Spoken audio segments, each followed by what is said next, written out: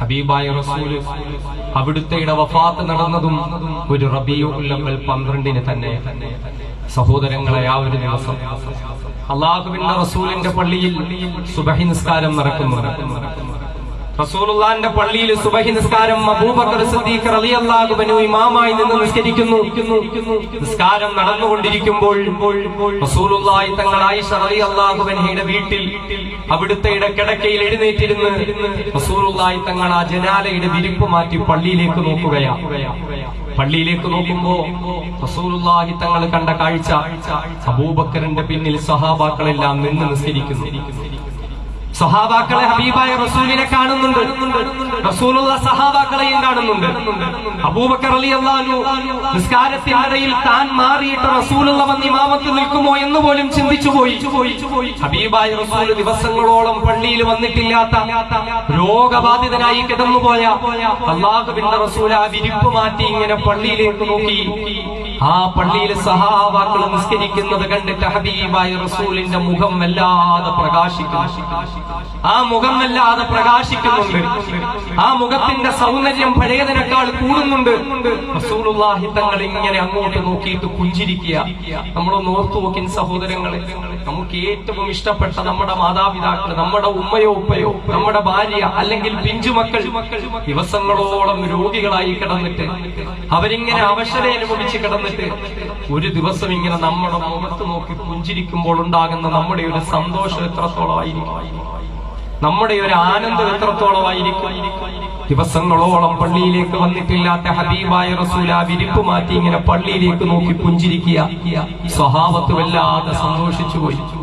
സ്വഹാബത്തിന് തോന്നിപ്പോയി അടുത്ത വക്തത്തിന് ഒരുപക്ഷെ ളുഹറിന് റസൂലുള്ളാഹി തങ്ങൾ പള്ളിയിലേക്ക് വരും എന്നുപോലും തോന്നിപ്പോയി. അത്രയും സന്തോഷം റസൂലുള്ളാഹിനുണ്ടായി. എന്തിന്റെ സന്തോഷമാ സഹോദരങ്ങളെ? ആ റബീഉൽ അവ്വൽ 12 മദീനത്തെ പള്ളിയിലേക്ക് നോക്കി അല്ലാഹുവിന്റെ ഹബീബ് പുഞ്ചിരിച്ചത് എന്തിനാ? പള്ളിയുടെ വിശാലത കണ്ടിട്ടല്ല, അവിടുത്തെ ലൈറ്റ് സെറ്റിംഗ് കണ്ടിട്ടല്ല, മറ്റേതെങ്കിലും കാര്യങ്ങൾ കണ്ടിട്ടല്ല.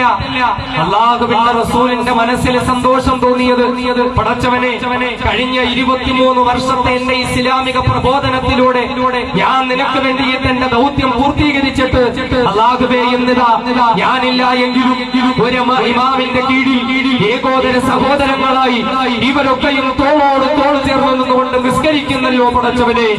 ഈ ഉമ്മത്തിന്റെ ഐക്യം കണ്ടിട്ട്, സാഹോദര്യം കണ്ടിട്ട്, സ്നേഹം കണ്ടിട്ട് അവിടുത്തെ രോഗത്തിന്റെ അവസ്ഥകളും ശരീരത്തിന്റെ ക്ഷീണവും എല്ലാം മറന്ന് ആ ദിവസം റബീഉൽ അവ്വൽ 12 ഹബീബായ റസൂൽ സന്തോഷം കൊണ്ട് പുഞ്ചിരി തൂകിയെങ്കിൽ, അവിടുത്തെ മുഖത്തിന്റെ ക്ഷീണമൊക്കെ മാറിപ്പോയെങ്കിൽ, അവിടുത്തെ മുഖം വല്ലാതെ പ്രശോഭിതമായെങ്കിൽ എന്തിന്റെ പേരിലാ? ഉമ്മത്തിന്റെ ഐക്യം കണ്ടിട്ടാണ്, ഈ സമുദായത്തിന്റെ സാഹോദര്യം കണ്ടിട്ടാണ്. ഈ പ്രിയപ്പെട്ട സഹോദരങ്ങളെ, മഹല്ലുകളിൽ നമുക്ക് വേണ്ടത് ഐക്യമാണ്, നാടുകളിൽ നമുക്ക് വേണ്ടത് ഐക്യമാണ്. രാഷ്ട്രീയത്തിന്റെ പേരിൽ തമ്മിലടിക്കേണ്ടവരല്ല നാം, സംഘടനാ പക്ഷപാതിത്വത്തിന്റെ പേരിൽ തമ്മിലടിക്കേണ്ടവരല്ല നാം. ഇന്ന് ദീനിന്റെ പേരിലാണ് ഏറ്റവും വലിയ പക്ഷപാതിത്വങ്ങൾ നടക്കുന്നത്. ഇന്ന് ഇസ്ലാമിന്റെ പേരിലാണ് ഏറ്റവും വലിയ സങ്കുചിത ചിന്താഗതികൾ നടക്കുന്നത്. സംഘടനകളുടെ പേരിൽ മറ്റുള്ളവരെ മാറ്റി നിർത്തുന്ന, മറ്റുള്ളവരോട് ഒരു ഐക്യം നിലനിർത്തുന്ന, ഐക്യത്തെ തകർത്ത് കളയുന്ന സ്വഭാവത്തിൽ നിന്ന് നമ്മൾ മാറണം സഹോദരങ്ങളെ. വഫാത്തിന്റെ ചർച്ച ചെയ്യുമ്പോ വഫാത്തിന്റെ ദിവസത്തിൽ, വഫാത്തിന് മണിക്കൂറുകൾ മുമ്പ് പുണ്യ ഹബീബിന്റെ സന്തോഷം പകർന്നത് ഉമ്മത്തിന്റെ ഐക്യമാ. ഇന്ന് നമുക്കിടയിൽ ഉണ്ടാകുന്ന സംഘടനാ പക്ഷപാതിത്വം പോലെയല്ലല്ലോ. റസൂലുള്ളാഹി തങ്ങൾ ഇസ്ലാമിന്റെ ദഅവത്തുമായി വന്നപ്പോൾ മക്കയിലെയും മദീനയിലും ഉണ്ടായിരുന്ന അറബികളുണ്ടല്ലോ, കുടുംബത്തിന്റെ പേരിൽ തമ്മിലടിച്ചവർ, കുടുംബത്തിന്റെ പേരിൽ, വംശത്തിന്റെ പേരിൽ തമ്മിലടിച്ചുകൊണ്ടിരുന്നവരാ, കൊല്ലങ്ങളോളം യുദ്ധം നടത്തിക്കൊണ്ടിരുന്നവരാ. അങ്ങനെയുള്ളവർ പടച്ചവര് ഏകോദര സഹോദരങ്ങളായിക്കൊണ്ട് ഒന്നിച്ചു നിന്ന് നിസ്കരിക്കുന്ന അവസ്ഥ കണ്ട് ഹബീബായ മുത്ത് റസൂലിന് സന്തോഷമായെങ്കിൽ, ഇന്നത്തെ റബീഉൽ അവ്വൽ 12 എങ്ങനെയാ?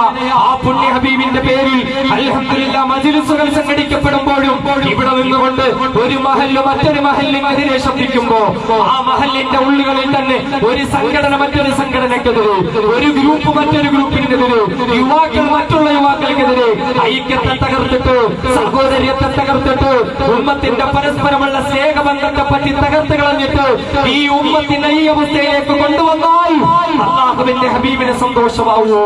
ആ റൗദ ശരീഫിൽ അവിടുന്ന് അന്ത്യവിശ്രമം കൊണ്ട് സുഖനിദ്രയിലാണ്ട് കിടക്കുമ്പോ അവിടുത്തെ സന്തോഷം തകർക്കുന്ന നമുക്കിടയിലുള്ള ഭിന്നതകൾ നമ്മൾ മാറ്റണം സഹോദരങ്ങളെ, ചിത്രതകൾ നമ്മൾ മാറ്റണം സഹോദരങ്ങളെ. ഈ സമുദായം അപകടകരമായ അവസ്ഥയിലേക്ക് നീങ്ങുമ്പോൾ, നമ്മുടെ അവകാശങ്ങൾ പിച്ചു ചീന്തപ്പെടുമ്പോൾ, നമ്മുടെ നിലനിൽപ്പ് പോലും ചോദ്യം ചെയ്യപ്പെടുമ്പോൾ, ശരീഅത്തനുസരിച്ച് ജീവിക്കാനുള്ള അവകാശം പോലും ഇല്ലാതെയാക്കപ്പെടുമ്പോൾ, നമ്മുടെ മസ്ജിദുകളും മദ്രസകളും തകർക്കാൻ ശ്രമം നടത്തുമ്പോൾ നമ്മുടെ ഇവിടെ തമ്മിൽ തല്ലുകയാണോ വേണ്ടത്? നമ്മുടെ ഇവിടെ കുഴപ്പങ്ങൾ ഉണ്ടാക്കുകയാണോ വേണ്ടത്? നമ്മുടെ ഇവിടെ പ്രശ്നത്തിലേക്ക് പോവുകയാണോ വേണ്ടത്? അല്ല അല്ല, ഒരിക്കലുമല്ല.